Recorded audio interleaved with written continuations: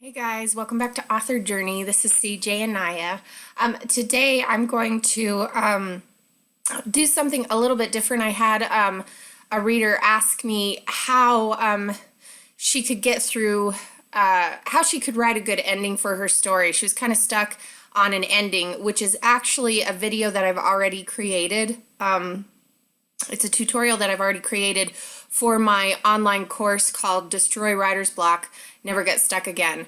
And I was thinking about just taking a few of the pointers from that particular video that I've already filmed. But then I just decided, you know what, I'd rather just take that video and actually put it here so that you have all of that information. And then it'll give you a good idea of what my course is going to offer, what it's going to look like, how it can help you. And you may, if you're new here and you see this, you may find this video after I've already finished the online course, and if so, there'll be a link to the course. So after you take a look at this video tutorial, if you feel like it was helpful, just kind of sampling what the online course is like, then you can feel free to investigate further and click on that link and check out the online course. But if you're visiting this video while I'm still developing it, then just check back in.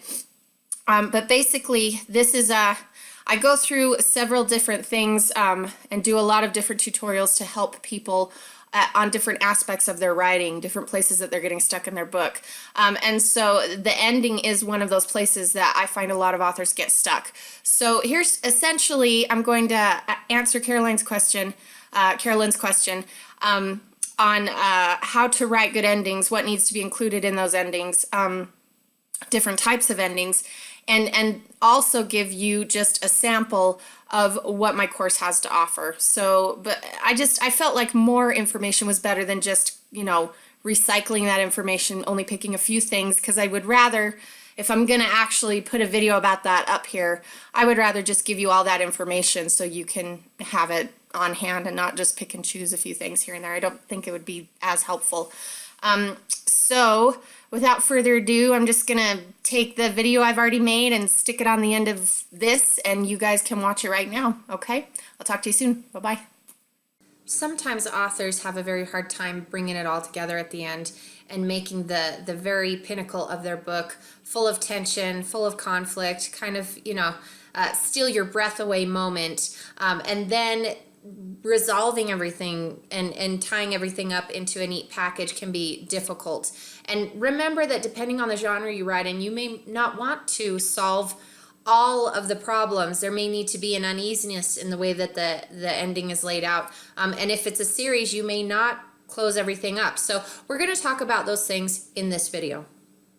If you followed the steps in the previous slide for creating a cohesive middle, then you shouldn't have too much of a problem with the last 25% of your book.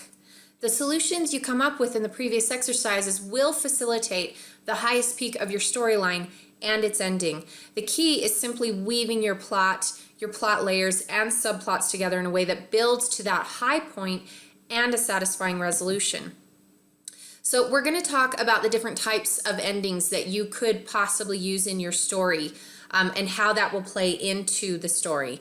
So one ending is resolved. This is where all plot layers and subplots are all tied up, giving the readers satisfying closure. This is very good for murder mysteries, for romances, sometimes for thrillers, although sometimes at the end of a thriller, especially a psychological one, we might have to guess a little bit at what's going on. So this is, most seen often in romance, mystery, standalone books. If there's a series, then each book is going to have a couple of things left unresolved. So here is the unresolved ending. The overarching plot is left unfinished, most commonly used for sequels. Implied ending. The resolution isn't straightforward or stated. The ending can be a bit ambiguous. The reader is left with a major question. Really good example of this is Shutter Island. That's a great one. Twist in the tale. The events at the end catch the readers completely by surprise.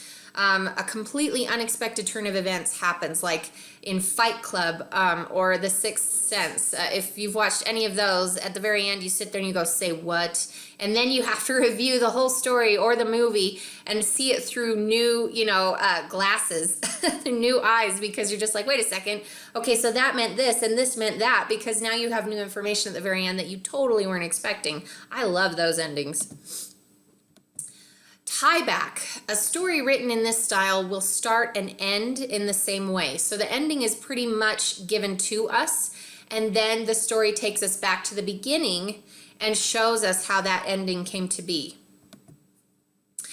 Crystal ball. It explains what happens to characters years after events from the story. This is generally used more for epilogues. So which is nice because it will give you a little bit more closure. I like epilogues at the end of romances because sometimes the authors will take you, a year into the future when they're married and they have kids, and you get even more closure and you're even more happy because it's a happily ever after and the story continues on and moves forward. So epilogues can be used that way, and that's usually the crystal ball ending is the epilogue that you put in there. So I want you to consider these different types of endings and decide which one most likely applies to the story you're in the process of writing or the one you would like to write. Now, if you haven't even written your story yet, then I don't know that I would necessarily tell you to do this part right now unless you are very comfortable with jumping from beginning, middle, end, back and forth. Because if you haven't gotten your middle and your beginning firmed up really quick, if you're like me at all, then planning the ending doesn't really make sense. But if you've already got this crazy cool ending in mind, obviously write it down. Don't wait until you've got the beginning set and the middle set. Don't do that. If you've got amazing ideas, write them down.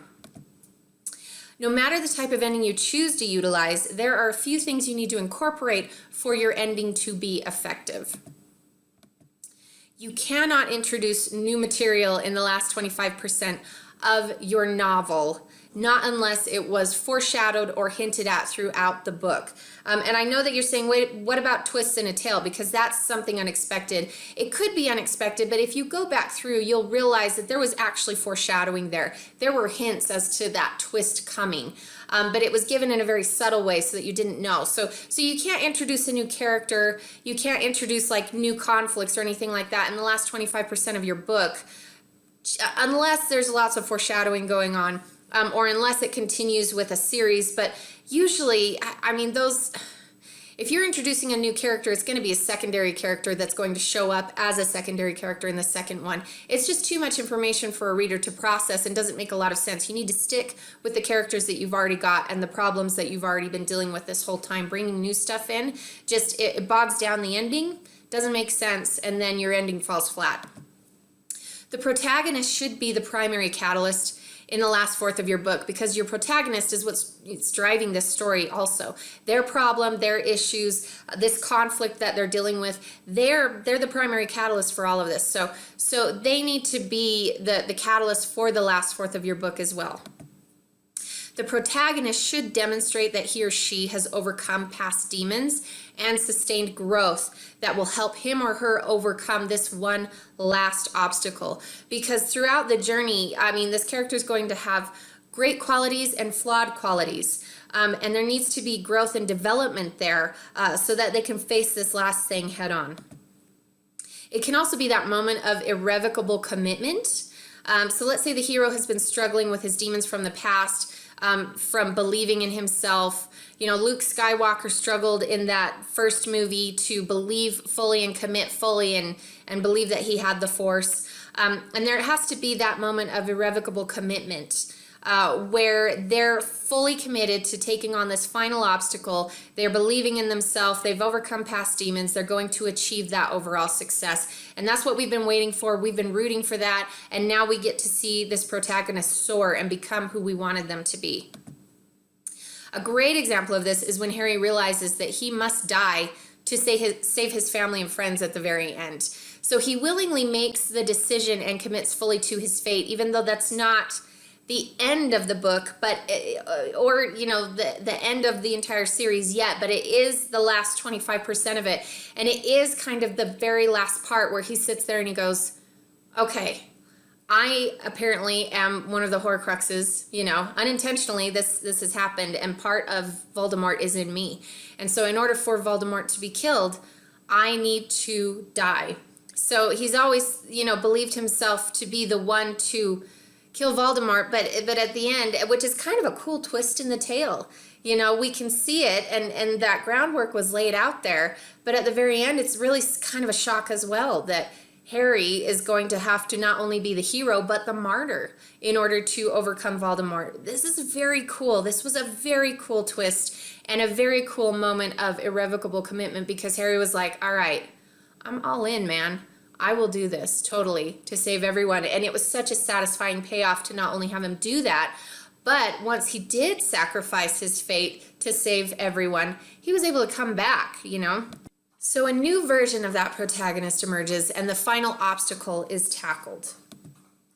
Harry is reborn in a sense and ready to take on Voldemort for the final showdown, leading to the very final conflict, the ultimate face-off, the last obstacle that must be obliterated. So after that irrevocable moment of commitment, towards the end there, when that person has changed enough and grown enough and is finally ready to do this, then that's when it's all hitting that high note and you're ready to go, and they're going to face that obstacle, that last one, head on. So here are some other key points to help you get there, okay? Take your protagonist's main problem and write a paragraph describing the very last step that they must take to solve this problem for good. I'm a huge fan of writing paragraphs. I want you to write another one describing its resolution. Get that very clear in your mind before you write the ending. And then do the same thing with the protagonist's main goal, their main want, or their desire, just so that you can see it all playing out at the end there. If you already did this in the previous lesson while working through the middle of your book, then you're pretty much ahead of the game here. But what you're going to see is just the very last steps that need to be taken in the end of this 25% of your novel. So you're going to follow the same process for your antagonist and your secondary characters and discover if some of these problems, their wants, goals, their desires intersect towards the end there. Okay, so can some of them be solved all at once? This type of scenario can create the most amazing high point in your novel when it just all comes together. That last obstacle is being solved, and it's solving a multitude of problems at the very end. It's kind of how you're weaving your story together. Very pinnacle of your story. So how can you give your audience a little breather and conclude the story in a satisfying way after that? Does your story call for that? Consider your genre, okay? Consider horrors, consider thrillers, consider series.